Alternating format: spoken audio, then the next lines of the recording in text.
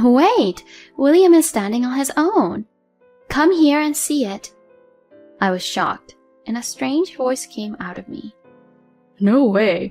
What are you talking about? Huh? My husband was shocked too. My father-in-law looked at us with kind eyes and said, Well, let us go camping. My name is Luna, a 55-year-old housewife. My husband, Harry, is an ordinary businessman of the same age. My son, Ronald, also a businessman, is married, and is the father of a little boy who is not yet 1 year old. His wife is a very nice person, and our families get along well. The only problem was the conflict with my husband's family. It goes back to when our marriage was finalized. I was 27 years old, and I met Harry at my workplace. I had heard that he had grown up in a very normal family, but when it came time to marry him, I found out that he actually came from a very wealthy family, and that the rest of his family had brilliant backgrounds. His parents had a successful business career running a trading company, and his brother, Fred, 2 years younger than my husband, had graduated from a very prestigious national university and has started a successful IT venture company since then. Fred was married before Harry, and his wife was also a career woman. When it was time to meet his family, "So, you are the future wife of Harry? You must be happy to be the bride of a wealthy family like ours." That's what my mother-in-law, Molly, said to me. Moreover, my brother-in-law's wife and mother-in-law seemed to be on the same wavelength and got along very well. I felt a little uneasy, but Harry said, Don't worry. My mother hated me for a long time, and I hardly socialize with my family at all. I believed my husband's words, and we got married. After we were married, Molly was always sarcastic to me. When I gave birth to my first son by cesarean section after a difficult delivery, she said, Cesarean section is such an easy way to give birth. Fred's wife had a natural birth, but it was super easy. I'm sure a well-educated career woman has a different quality in what she does. When my son went to elementary school, Fred's son is going to a famous private elementary school. My husband is unperturbed, but one day he told me this story. I've always been compared to my brother. I was just average in everything I did, but my brother was smart, athletic, and could do anything. So my mother's only concern was Fred. She always put him first in everything. My only escape was my father. He treated me and my brother equally. But my mother didn't like that, and I think that's when my parents' marriage started to deteriorate. My husband is right. My father-in-law William is a very gentle and kind man. When Molly said terrible things to me, he would casually send me follow-up emails, and sometimes he even apologized to me. It was William who gave my son a beautiful school bag when he started elementary school, and it was William who supported our family emotionally and financially when my husband failed at his job and was temporarily transferred to another region. My father-in-law retired from running his trading company at the age of 75. Molly stepped down at the same time too, and here we are today. I have come to appreciate William more than words can express. But then, William suffered a blow to his tailbone. He slipped on the stairs at home. Worried, I went to my husband's parents' house and found Molly and Fred, and Molly said, "Oh, William is so careless. He's going to have to rest for a while. So I'm thinking about you moving in with us." Are you talking about us? Harry asked, and Molly answered, "No, who would live with a couple like you who are so normal at anything? With Fred and his wife, who are the best at everything, I don't have to worry about my future anymore." That's what she said. And so my brother-in-law's family moved into my parents-in-law's house. Our house and my husband's parents' house are about 10 minutes away by car. The house is very nice, like a wealthy family's house, and there is even a small pond in the garden, so it looks like a little castle. William likes to do the gardening. There were many colorful flowers in the garden. Soon after they moved in together, I went to my husband's parents' house to see how things were going. When I went to William's room, to my surprise, he was lying in a corner of the dimly lit walk-in closet. Not only that, the study that William had used before his injury was now being used by my husband's brother as if he owned it. I complained to Molly about the situation. "Molly, I think you're treating William very badly." "Oh, I can use the room for Fred's work." "William won't use it, so I'm just putting it to good use." But that doesn't stop me from feeling sorry for him in that dingy place. I got angry, and Molly got even angrier. "I'm using a place that's not being used, making the most of the space. Can't you even understand that?" I couldn't talk back anymore and went back to William. "I'm sorry to worry you," William said apologetically. "No, don't be sorry. Is there anything I can help you with?" Then William looked a bit lonely and said, "If you could do me a favor, would you water the flowers in my garden?" I looked and saw that the flowers in the garden, which were supposed to be beautiful, were limp. Fortunately, I also enjoyed gardening, so I readily agreed, and I visited my husband's parents' house every day to do the gardening, as well as take care of William. Molly and Fred and his wife looked annoyed, but I couldn't be bothered with that when I thought about William. A few weeks later, William celebrated his birthday. Molly informed us that William was turning 80 and that she was having a family birthday party. Harry and I were also invited, and it was supposed to be a fun birthday party. When we arrived at the house that day, the party had already started, and Fred and his wife and Molly were chatting about something. But we couldn't find William there. "Hey, where is William?" Molly answered smilingly. "Huh? He's at his usual place. It's so hard to bring William's bed. William told me to leave him alone and have fun without him." I was mortified, and then I got angry. But that didn't mean you could leave William alone. This is a celebration for William, right? Then Molly looked annoyed. "Then why don't you guys just go to William's? I don't like that dingy place." "Okay," I said, and so did my husband. "Mom, you're so awful," he murmured sadly. Then we both went to William's. "You came to see me?"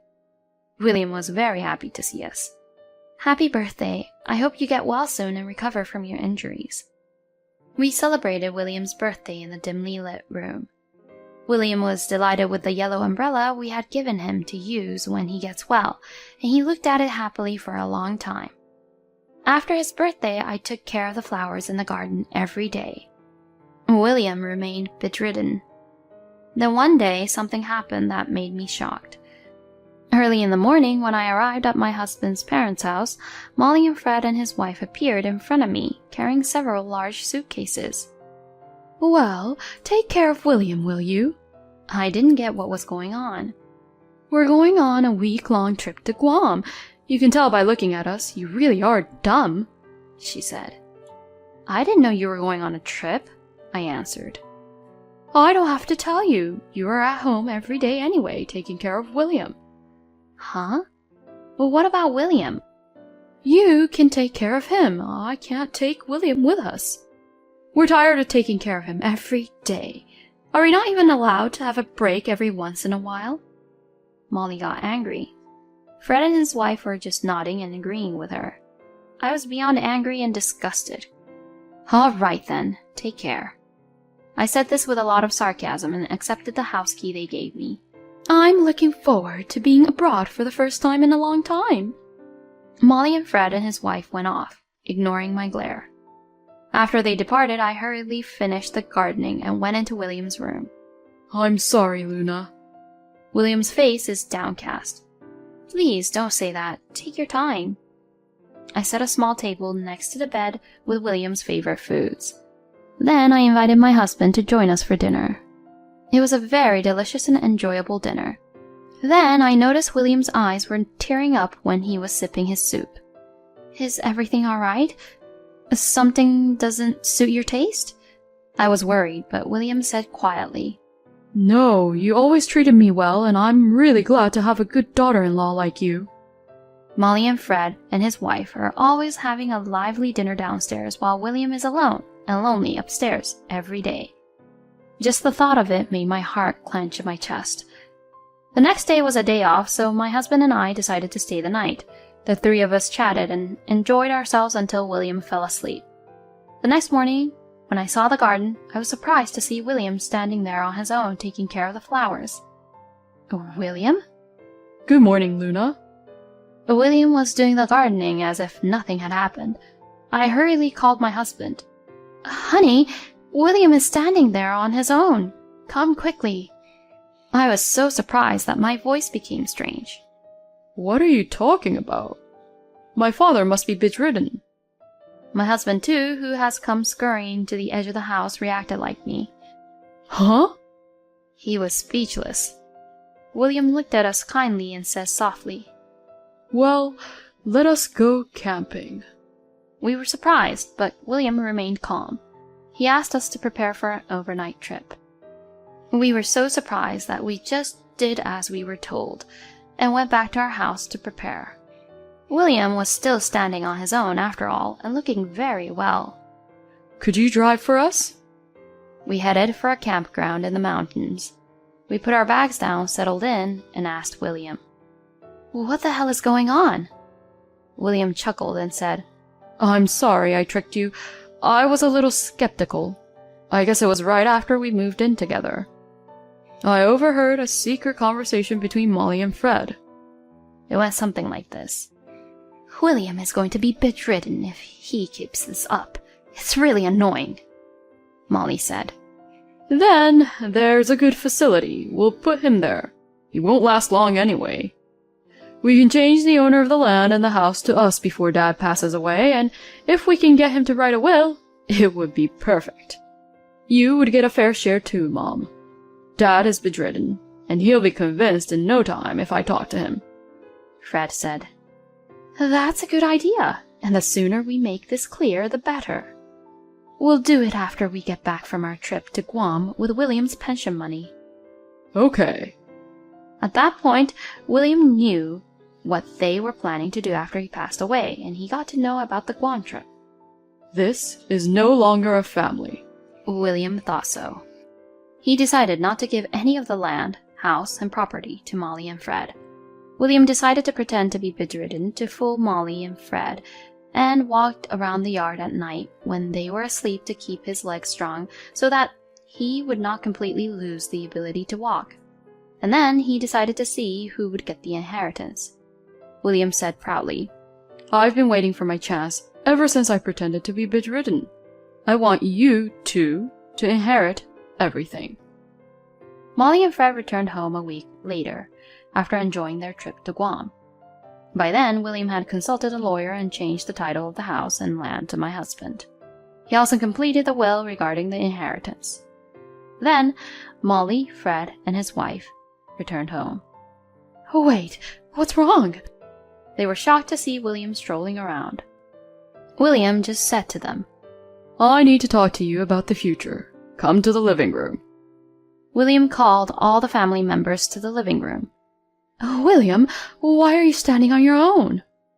William answered, I recovered a long time ago, and I've been doing rehabilitation work secretly in the middle of the night when you're all asleep so that I won't lose the ability to walk. I know everything you're up to. Huh? Molly was shocked. You would have put me in an institution and tried to take the land and house for yourselves and inherit everything from me. Molly and Fred became pale. It must be some kind of misunderstanding. I'm sure of it because I heard you and Molly talking in my room with my own ears. I'm sure you enjoyed your trip to Guam with the pension I'd saved up. I found out about that with just one look at the bank book. William glared at them. First of all, I've decided to give this house and land to my eldest son, Harry. And he spread the deeds on the table. What? Molly and Fred froze, their faces pale. There's more. Listen. William did not care about their reaction and continued his talk. I've decided to ask Harry and his wife to take care of my estate, and I've drawn up a will. Why? I'm sorry to say this, but Harry is an ordinary businessman, and we can manage the money better than him. After all, I run a company. Fred finally interrupted. Managing money can indeed be difficult. That's why I made sure to introduce him to a good lawyer and tax accountant. But William, Fred is better at everything than Harry. Molly got insistent, but William said, Fred, isn't your company on the verge of collapse? How did you know that? A friend of mine from my days as a business owner is well informed, and he told me that your company is looking for a large loan, but that you don't think you can repay it. Huh? At William's suggestion, Fred began to look like he was about to cry. Come to think of it, a reporter from a business newspaper came to interview me the other day. He said something about investments. With that remark, my husband held out a business card from a well-known newspaper on the desk. Then that reporter wanted me to tell you that he'd already backed it up. What does it mean, Fred? William asked, and Fred seemed to have given up. It's true. I made a bad investment. I got the money from the investors, and when I handed it over to him, he disappeared. They took the money and ran. I wanted to sell the real estate I was going to inherit from you and use it to pay off the debt. Fred confessed and looked down at the floor. Fred, you said you were going to make money. What about my share? Oh, wait, Mom, you had invested in it too? My husband looked up to the heavens. I invested $300,000 because I heard it would surely make money. I told the same story to my friends, and they must have invested about $200,000 in total. So, $500,000 in total? I was shocked too. What kind of a company owner are you when you can't even recognize such a scam? I can't trust my fortune to someone like that. Shame on you. Molly, I knew about your investment of $300,000. I checked all the bank books when you went on our trip to Guam. You will take the responsibility, and you will leave this house. I can't do that, William. I only have this house to live in. It was you and Fred who neglected your precious home. Dad, please help us. William, please. Ignoring their desperate begging, William left the room. After that, Fred had to pay back his investors and let go of the company.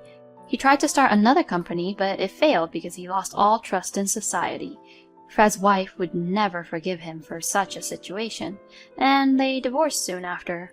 Even with Molly, with whom he had been so close when they no longer had any money, they ended up fighting terribly. In the end, they had a terrible quarrel. William and Molly also divorced. When they divorced, their property was divided, but most of it had to be used to pay off Molly's friends who invested, so there was very little left over. Molly, who got in financial trouble after the divorce, managed to live with the little allowance William gives her every month, but all we hear are complaints. She has no family, no money, and lives lonely on her own. The other day, I met Molly passing through my neighborhood. She was still arrogant. Living alone is so much easier. But I could see her loneliness. Harry and me, we moved to William's house. I enjoy gardening with William every day. In addition, our son has a new family member. This time it was a girl, and everyone was happy. And the happiest of all is William. His grandson comes to visit every weekend with his great-grandson. When it rains, William happily holds up the yellow umbrella we gave him the other day and goes out for a walk. The sight of William like that makes me feel happy every day.